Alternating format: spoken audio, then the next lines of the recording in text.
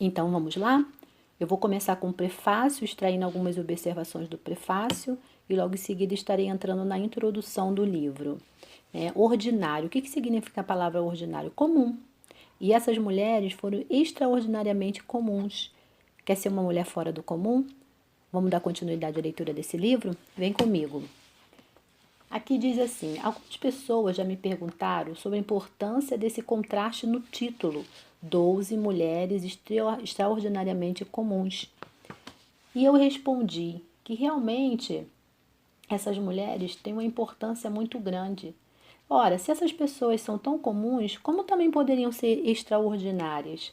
Com certeza, a resposta reside no fato de que, ainda que os discípulos tenham sido comuns, em certos sentidos, eles também eram extraordinariamente em outros. No que diz respeito ao talento nato e ao histórico humano, eles foram realmente comuns de propósito. Só a obra de Cristo na vida dos discípulos é que lhes dava uma influência e um poder tão marcante, de modo que se tornaram pessoas incomuns. E o que eles conquistaram? Foi algo verdadeiramente extraordinário. Isso é igualmente verdadeiro em relação às mulheres que fazem parte deste livro. A maioria delas nada tinha especial por dentro nem por fora. Elas eram comuns, normais, em alguns casos, mulheres de classe declaradamente baixa. A mulher samaritana de João 4, por exemplo. Nem sabemos o nome dela. Ana também era uma viúva desconhecida idosa que só apareceu com uma breve introdução nos primeiros capítulos de Lucas. Raabe era uma prostituta comum. Até Maria, mãe de Jesus, que era uma moça que não tinha nada de especial, que morava em uma cidade desconhecida, em uma região inóspita, desprezada da Galileia. Em todos os casos que as fez extraordinária foi um encontro inesquecível com o Deus do universo, que transformou suas vidas. A única exceção real é Eva, que começou a vida como uma pessoa extraordinária em todos os sentidos. Ela foi criada por Deus para ser o ideal e mais puro e verdadeiro, cristalino da feminilidade, mas logo estragou tudo cometendo pecado. Mesmo assim, ela ainda se tornou um retrato vivo do fato de que Deus pode restaurar e redimir aqueles que caem e fazer deles troféu extraordinários da sua graça, apesar dos seus fracassos. Na verdade, eu tenho certeza que pela graça redentora de Deus, Eva será por toda a eternidade bem mais gloriosa do que ela foi em sua inocência terrena original. Em outras palavras, nenhuma dessas mulheres se tornou finalmente extraordinária por alguma qualidade natural delas, mas sim porque Deus, o Deus único e verdadeiro que elas adoravam, é grande, poderoso, glorioso e incrível. Ele as refinou como a prata, as redimiu pela obra de um Salvador extraordinário, o seu Filho único divino, e as moldou conforme a sua imagem. Em outras palavras, a obra graciosa de Deus na vida delas fez com que cada uma delas se tornasse verdadeiramente extraordinária. Veremos, por exemplo, como Eva, Sara, Raabe, Ruth faziam parte da linhagem que traria o prometido que esmagaria a cabeça da serpente. Do mesmo modo, as palavras de Ana sobre o Salvador. Esse, por exemplo, foi um transbordar de louvor de Maria, o cântico magnífico de Maria. Quando ela tinha acabado de descobrir que finalmente daria a luz ao Salvador, ela entoou esse cântico. Minha oração por você é que compartilhe da mesma fé e imite a fidelidade delas e aprenda a amar o Salvador, cuja obra na vida delas fez com que elas passassem a ser verdadeiramente extraordinárias. A mulher desempenha papéis importantíssimos em muitas das principais narrativas bíblicas. Ela é vista como parceira brilhante e companheira querida pelo seu marido, não simplesmente como escrava ou um móvel da sala. No Sinai, Deus ordenou que os filhos honrassem tanto o pai quanto a mãe. Esse foi um conceito revolucionário de uma época em que a maioria das culturas pagãs eram dominadas por homens que governavam seus lares com punho de ferro, enquanto suas mulheres eram geralmente consideradas como criaturas inferiores, somente como serva dos homens. A Bíblia certamente reconhece a diferença entre o papel do homem e da mulher, muito mais do que se destacam perfeitamente na circunstância da própria criação. Por exemplo, a mulher tem um papel exclusivo da gestação e do cuidado da criança pequena. A própria mulher também tem uma necessidade própria de apoio, proteção, porque fisicamente ela é o vaso mais frágil.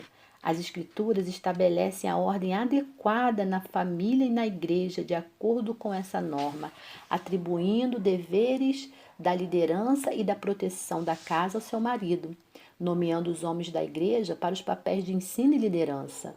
Mesmo assim, de modo algum, a mulher é marginalizada ou relegada a uma segunda classe. Pelo contrário, as Escrituras destacam a mulher como uma honra especial.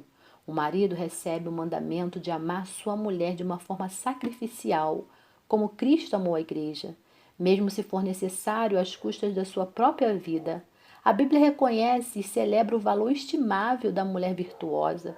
Em outras palavras, de capa a capa, a Bíblia relata a mulher como extraordinária.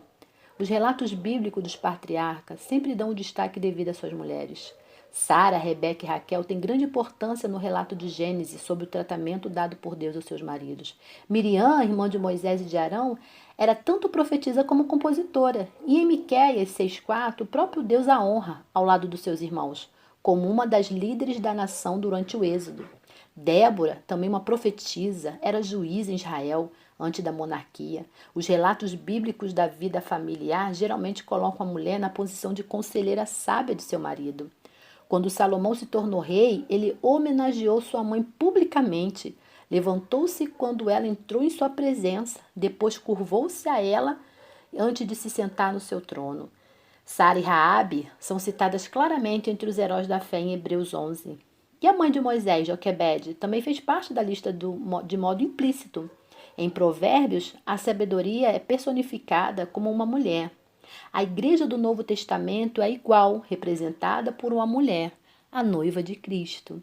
Na vida social e religiosa de Israel e da igreja do Novo Testamento, a mulher nunca foi colocada em segundo plano. Ela participava com o homem em todas as festas e adorações coletivas de Israel. Não se exigia que a mulher usasse véu ou ficasse quieta na praça, como acontece em algumas culturas do Oriente Médio até hoje. A mãe, não somente o pai, tinha a responsabilidade de ensino e autoridade sobre os filhos. Está lá em Provérbios 1:8 e Provérbios 6:20. A mulher até podia ser proprietária de alguma terra em Israel. Na verdade, esperava-se que a esposa administrasse muito dos afazeres da sua própria casa. Tudo isso contrasta bastante com o modo como as outras culturas antigas rotineiramente desvalorizavam e rebaixavam a mulher. A mulher na sociedade pagã, durante os tempos bíblicos, geralmente era tratada um pouco mais de dignidade que os animais. Alguns dos filósofos gregos mais conhecidos, considerados as mentes mais brilhantes da sua época, ensinavam que a mulher era uma criatura inferior por natureza.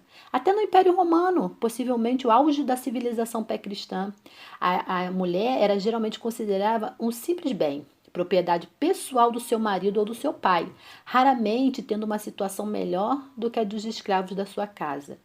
E isso, mais uma vez, era totalmente diferente dos conceitos dos hebreus e bíblicos, do casamento como uma herança conjunta e da paternidade como uma parceria em que tanto a mãe como o pai devem ser respeitados e obedecidos pelos filhos. O Senhor Deus escreve lá em Levíticos 19, verso 3. A religião pagã tinha a tendência de fomentar e incentivar ainda mais a desvalorização da mulher. A mitologia grega e a romana tinha suas deusas, como a Diana e a Afrodite, mas não pense em nenhum momento que o culto a elas elevou o status de mulher, de modo algum. Na verdade, acontecia o contrário. A maioria dos templos dedicados a essas deusas era servido por prostitutas sagradas. O cristianismo, que nasceu em um mundo onde a cultura romana e hebraica viviam juntos, elevou a posição da mulher a uma altura sem precedentes. Várias mulheres eram discípulas de Cristo, uma prática da qual não se tem quase nenhuma notícia entre os rabinos da época. Além disso, Jesus incentivava o discipulado a elas, retratando-as como algo mais necessário que o serviço doméstico. Na verdade, a primeira revelação clara de Cristo da sua própria identidade como Messias verdadeiro foi feita a uma mulher samaritana. Ele sempre tratou as mulheres com a maior dignidade. Até mesmo as mulheres que poderiam ser tratadas diferentemente como marginais. Está lá em Mateus 9, do verso 20 ao 22. Ele abençoou os filhos dela, está lá em Lucas 18, verso 15 ao 16. Ressuscitou os mortos de suas famílias, está lá em Lucas 7, do 12 ao 15. Perdoou os seus pecados, está escrito lá em Lucas 7, do versículo 44 ao 48. Restaurou a honra e a virtude delas, João 8, do verso 4 ao verso 11. Portanto, não é surpresa que a mulher tenha recebido destaque no ministério da igreja primitiva. No dia de Pentecoste, quando a igreja do Novo Testamento nasceu, as mulheres estavam presentes com os principais discípulos orando. Algumas eram conhecidas por suas boas obras, outras pela sua hospitalidade, outras ainda pelo seu entendimento da sã doutrina e pelos seus dons espirituais. A segunda epístola de João foi endereçada a uma mulher ilustre em uma das igrejas sob sua liderança. Até o apóstolo Paulo, que às vezes é retratado falsamente pelos críticos, na Bíblia como machista, ministrava regularmente ao lado de mulheres. Ele reconheceu e aplaudiu a fidelidade e o talento delas. Naturalmente, como o cristianismo começou a influenciar a sociedade ocidental, a posição da mulher se desenvolveu de forma considerável. Um dos pais da igreja primitiva, Tertuliano, escreveu uma obra intitulada O Vestido das Mulheres.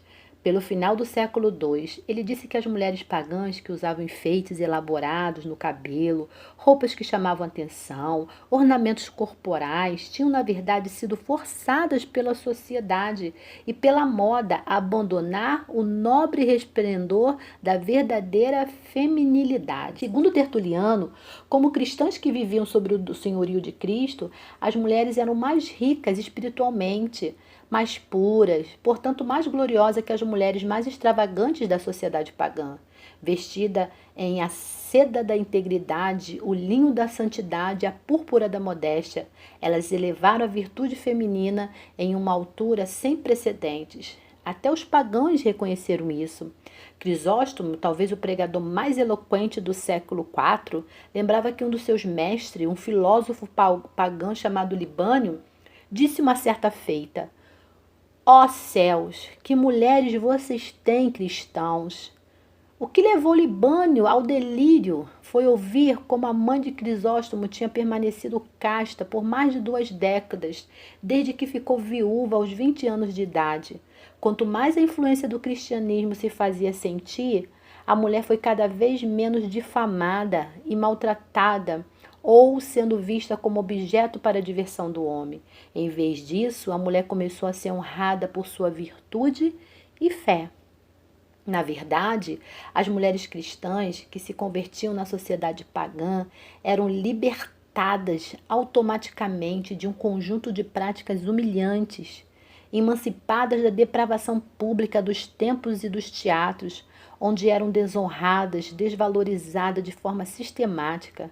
As mulheres ascenderam à proeminência no lar e na igreja, onde eram honradas, admiradas pelas virtudes femininas, como a hospitalidade, o ministério dos enfermos, o cuidado e a criação das suas próprias famílias, bem como o trabalho amável de suas mãos. Em todos os lugares que o evangelho se propagou, via de regra, a posição social, legal e espiritual da mulher sempre foi elevada. Nos momentos em que o evangelho foi reprimido, seja pela repressão, pelas religiões falsas, pelo secularismo, pela filosofia humanista ou pela decadência espiritual dentro da igreja, a posição da mulher foi rebaixada na mesma proporção. Mesmo quando os movimentos seculares se levantaram, afirmando estar preocupado com os direitos das mulheres, seus esforços geralmente têm sido prejudicados para sua posição. O movimento feminista da nossa geração, por exemplo, ilustra isso claramente. O feminismo radical desvalorizou e difamou a feminilidade. Como vimos, a Bíblia honra a mulher como ela é e a incentiva a buscar a honra de uma maneira exclusivamente feminina, diz lá em Provérbios 31, do verso 10 ao verso 30. As escrituras nunca descartam o intelecto feminino, não minimizam os talentos e habilidades da mulher e nem desencorajam o seu uso correto dos seus dons espirituais. Pelo contrário, toda vez que a Bíblia fala expressamente sobre as marcas de uma mulher excelente, o destaque sempre está na virtude feminina. As mulheres mais importantes da Bíblia não eram influentes por causa da sua carreira, mas por causa do seu caráter. A mensagem que essas mulheres passam coletivamente não é sobre a igualdade de gênero, mas sim sobre a verdadeira excelência feminina, e ela sempre é exemplificada pelas qualidades morais e espirituais, em vez de posição social, em vez de riqueza ou de aparência física. De acordo com o apóstolo Pedro, por exemplo, a verdadeira beleza feminina não consiste nos enfeites externos, cabelos trançados, joias, ouro, roupas finas. Em vez disso, a beleza real se vê no interior que não perece, beleza demonstrada no espírito manso e tranquilo, que é de grande valor para Deus. Está lá em 1 Pedro 3, do verso 3 ao 4. Da mesma forma, Paulo diz que a devoção e as boas obras são a essência real da beleza feminina, não os acessórios artificiais colocados no exterior. Esse princípio é exemplificado de um modo ou de outro por todas as mulheres que fazem parte desse livro. O legado verdadeiro e duradouro dessas mulheres é a fidelidade. Espero que enquanto você as conhece nas Escrituras e passa a saber mais sobre a vida e o seu caráter, elas desafiem, motivem, incentivem você, te inspire a confiar e a servir com amor ao Deus que as valorizou. Que o seu coração seja inflamado com essa fé, que a sua vida se caracterize como uma fidelidade semelhante a essa e que a sua alma seja impactada com o amor pelo Deus extraordinário que elas adoraram. Até o próximo capítulo. Até mais.